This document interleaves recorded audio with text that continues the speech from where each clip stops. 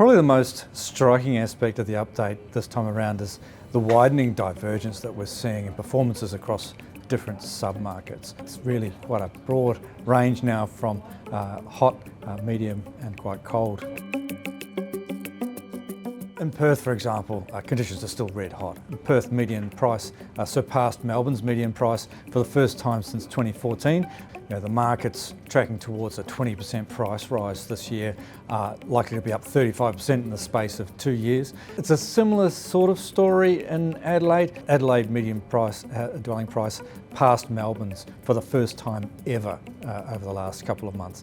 Price growth has moderated a bit, down to around 15% on an annual basis, and there are some clearer signs that stretched pricing is starting to perhaps deter buyers, although price expectations kicked up over the last 3 months. So there's sort of a second wind coming into the market for now. The Victorian market is really the softest that we're seeing nationally at the moment. And when we look at the market dynamics, there is an overhang of supply, and I think perhaps stable will be a good outcome for the market in Melbourne this year, and it may take the RBA to move into an easing cycle before things pick up. In Brisbane, it's similar to the Adelaide and Perth story. Price growth is very strong, although there are some signs like in Adelaide that pricing's starting to get a little bit stretched. In Sydney, it's tracking at a much slower pace overall, and turnover is quite soft in the Sydney market. Looking ahead, over the next 12 to 18 months, this performance will start to reconverge.